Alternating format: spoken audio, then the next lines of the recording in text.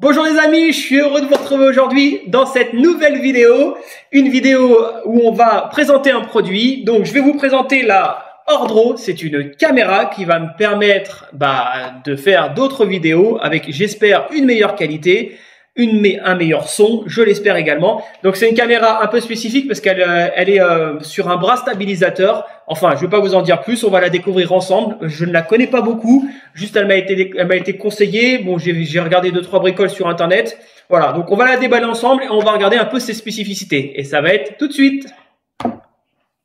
Allez, c'est parti pour le déballage donc de cette caméra. Donc voilà comment elle est. Hop, donc là elle est déchirée. Je vais en profiter pour la sortir par là-haut si je peux. Bon, hop là, voilà. Donc elle est livrée avec sa petite sacoche et donc elle est directement emballée dans la sacoche. Allez, on ouvre. Alors qu'est-ce qu'on a? Donc bien sûr on a la caméra. Là-haut qu'est-ce qu'on a? On va regarder tout ça. Donc là il y a une dragonne. Voilà. Pour pas que vous la fassiez tomber. Qu'est-ce qu'on a là-dedans? Donc là, on a le contrôle qualité. Ensuite, on a le certificat de garantie. C'est en chinois, bien sûr, ça vient de Chine. Et là, on a une notice. Ah oui, et le QR code pour pouvoir télécharger l'application. Donc l'application qui s'appelle ODCAM et qui permet notamment de télécharger les vidéos que tu auras filmées directement sur le smartphone. Voilà, puis là, c'est une notice vraiment très très rapide. Ensuite, donc la caméra, qu'est-ce qu'on a en dessous de la cam? Alors, on a un câble USB-C pour pouvoir la charger. Bon, traditionnel, il n'y a pas de surprise, il n'y a rien de spécifique. Ensuite, donc la caméra. Alors, comment elle est faite? Donc là, vous avez le fameux écran de retour, qui est vraiment pas mal. Vous voyez, que vous pouvez tourner. Là, ici, donc c'est un bras qui permet d'avoir une meilleure stabilité. Normalement, il est censé y avoir un stabilisateur à l'intérieur pour éviter les tremblements ou les prises de vue un peu dégueulasses quand on filme en bougeant. Sur les côtés, on a une roulette plus moins, je sais pas, ça doit être peut-être le zoom, on va le voir plus en détail tout à l'heure. Pour l'instant, je ne sais pas du tout l'utiliser. On va regarder tout ça. Donc là, il y a le port d'une carte SD. Il faut que j'en mette une. Il faut que j'en trouve une d'ailleurs. Voilà. Ici, c'est un port HD, c'est pour le mettre sur la télé ou sur un écran. Et ici, le port de charge. Ici, vous pouvez rajouter un micro. Ça, c'est plutôt pas mal. Là, vous pouvez le visser directement sur un support, un trépied. Et on va voir à quoi servent tous les autres boutons. Allez, on va retirer les protections. Voilà. On va l'allumer. C'est quel bouton? Voilà. Elle est allumée. Et on va faire un test un peu plus en profondeur. Alors, on reprend le test de cette caméra. Donc, ici, sur les côtés, vous avez le bouton allumage-extinction. Donc, j'ai un peu regardé, j'ai coupé, j'ai regardé un petit peu comment ça fonctionnait. Ici, on a le menu prise de photo ou enregistrement. Ici, vous avez le mode, c'est une petite roulette pour pouvoir bouger la caméra du dessus. Voilà, donc pour la mettre en avant, en arrière, enfin comme vous voulez, comme vous avez envie de filmer.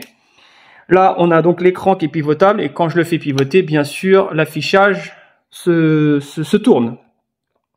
Ensuite, sur l'autre côté, ici, on a l'infrarouge. Donc, quand on appuie dessus, ça va basculer en mode infrarouge. Alors, je ne sais pas si on va voir correctement. Hop, voilà. Tout simplement, on bascule en mode infrarouge. Et le AEL, c'est un mode de verrouillage de la... C'est un mode de verrouillage du focus. Donc, pardon, le AEL, c'est un blocage de l'exposition, pas du focus. Voilà, donc ça, c'est pour la caméra. Donc, on a un écran tactile dessus, qui est plutôt de bonne qualité. On voit très bien, donc c'est un bon retour. Ici, quand vous appuyez une fois, vous pouvez lire ce que vous avez capturé, donc soit les vidéos, soit des photos. Vous avez également ici les différents paramètres. Donc le système Wi-Fi, c'est pas pour se connecter à la Wi-Fi, non, c'est pour communiquer avec votre téléphone. Donc quand vous l'activez, vous devez aller rechercher la Wi-Fi dans votre téléphone. Vous allez trouver la Wi-Fi de l'appareil, vous vous connectez et là, via l'application, vous pouvez télécharger vos photos ou etc. Ici, donc on a les effets. Voilà, vous pouvez mettre les effets que vous voulez pour changer le style de vos vidéos ou de vos photos. La fréquence d'actualisation, on est sur 60 Hz. Le réglage sonore, c'est les bip bip quand on appuie dessus. Ça, c'est pour le micro. Donc ça, c'est des tests à faire. La date, le réglage de l'heure, bon ça c'est du traditionnel. Est-ce que c'est à la date? Je pense que oui. Non, pas du tout d'ailleurs.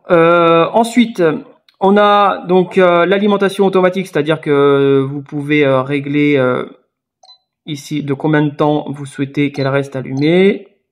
Ok. Tac.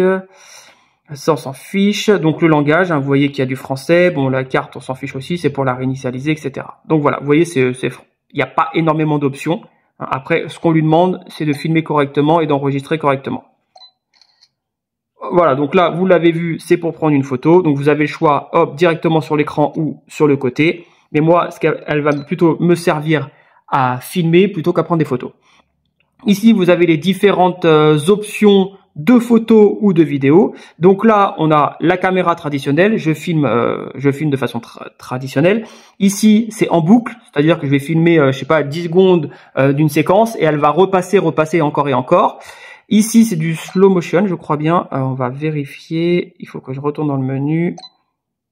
Non, c'était pas ça. C'est là. Ça. Voilà. Non, c'est le ralenti et le slow motion, il est là. Voilà, donc appareil photo traditionnel, ici avec retardateur, ici en rafale, et ici, je ne sais plus, on va regarder, c'est en timelapse. Donc voilà pour la caméra. Maintenant, on va faire un test où on va filmer et on va voir ce que ça donne. Allez, on y va pour le test.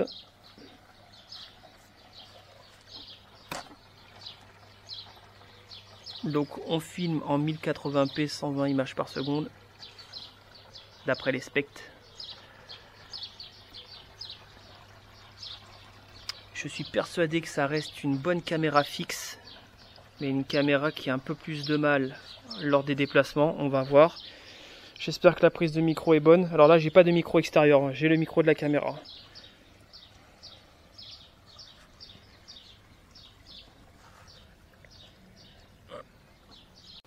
On va tester le zoom. Je suis au max, je recule. Et là on teste donc la caméra frontale. Donc j'ai retourné le bloc caméra. Et là on se filme de façon frontale.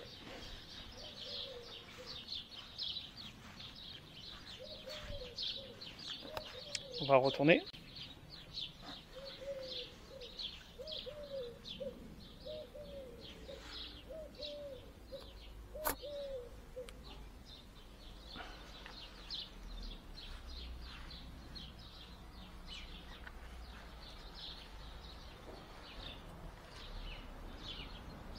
Ok.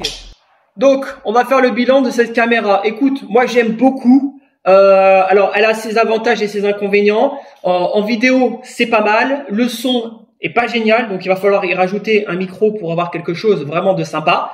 Le stabilisateur marche relativement bien, même si je m'attendais à quelque chose de mieux. Franchement, je m'attendais à quelque chose de mieux. Le fait de pouvoir retourner l'image comme ça, c'est franchement bien. Après, je trouve que d'un point de vue qualité-prix, on est dedans. Voilà, je l'ai payé 180 €, c'est pas énorme, et donc je trouve que franchement la qualité est présente pour 180 €. Mais je m'attendais quand même à quelque chose à un peu mieux, par exemple qu'une vidéo d'un smartphone. Et encore, bon, les smartphones filment pas de meilleure qualité, mais les stabilisateurs des smartphones d'aujourd'hui sont quand même plus poussés que ce type de caméra. Voilà les amis, j'espère que cette vidéo t'a plu. Si elle t'a plu, n'hésite pas à me lâcher un petit pouce bleu. Puis on se dit à très vite pour d'autres vidéos.